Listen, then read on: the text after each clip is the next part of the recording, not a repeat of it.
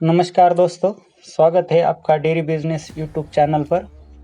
आज की वीडियो में हम बात करने वाले हैं एबीएस के टॉप न्यू 6 बुल जो बाद में उन्होंने इंपोर्ट किए थे।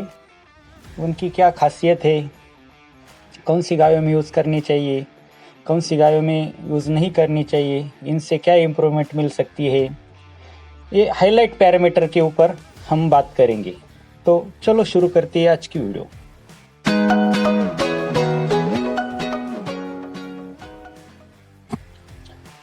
तो एबीएस ने जो बाद में इंपोर्ट किए थे बुल, वो ABS Armada, Spike, Hammer, Rodeo, Triumph और जर्सी का झिग, ये 6 बुल थे। तो इनके बारे में जो हाईलाइट पैरामीटर है, जो हमें सबसे ज़्यादा इम्प्रूवमेंट दे सकते हैं, उनके बारे में आप थोड़ी सी बात करेंगे। तो एबीएस आर्माडा का हम सबसे पहले विश्लेषण करते हैं। तो एबीएस का आर्माडा है मास्टाइटिस फ्री बुल, जिससे आने वाली प्रोजेनियों में मास्टाइटिस बहुत कम होगा या ना के बराबर। और दूसरा, जो गाय कम समय तक दूध देती है, ब्याने के बाद कम समय तक दूध देती है और गाभिन ठहरने के बाद तो दूध सुखा ही देती है, तो ऐसी गायों में भी हम इसका सीमेन यूज़ कर सकते हैं, ताकि उसकी जो बच्ची आएंगी वो ज़्यादा से ज़्यादा दिन हमें अच्छा मुनाफे वाला दूध दे सकेगी, क्योंकि उसका पीएल यानी प्रोडक्टिव लाइफ काफ़ी हाई है। उसके बाद जिनके पास छोटी गाय है और वो बड़ी गाय चाहते, तो उन गायों को भी वो आर्माडा का सीमेन यूज़ कर सकते हैं, तो उससे काफ़ी बड़ी गाय आएंगी। और जिनके रंप एंगल यानी पुट्ठा नीचे की तरफ काफ़ी झुका हुआ है जिन गायों का, उन गायों में आर्माडा का सीमेन यूज़ करने से जो उनका पुट्ठा है एक स्ट्रेट लाइन में आ जाएगा। तो ये 4 प्रकार के हाईलाइट पैरामीटर हमने देखे, इसके लिए आर्माडा फेमस है और इसी के अनुसार हमें ब्रीडिंग के लिए इसका यूज़ करना है। उसके बाद एबीएस स्पाइक, तो जो गायों में फर्टिलिटी की समस्या है, जो सीमेन देने के बाद कंसीव नहीं होती या बहुत दिन तक हिट पर नहीं आती, यानी कि डीपीआर जो है उनका वो काफ़ी माइनस में है, उन गायों में इसका सीमेन बहुत अच्छा है स्पाइक का। तो आने वाली बच्चियाँ जल्दी गाभिन होगी और हिट पर भी जल्दी आएगी।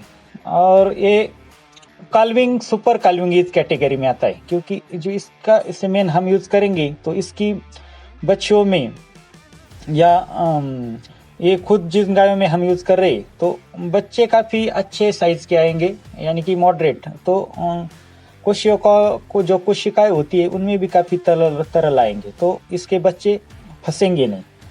और इसका सीमेन हम हिपर में कन्वेंशनल भी लगा सकते हैं, जो नॉर्मल सीमेन है उसका भी यूज़ हम हिपर में पहले लैक्टेशन के गायों में कर सकते हैं स्पाइक का।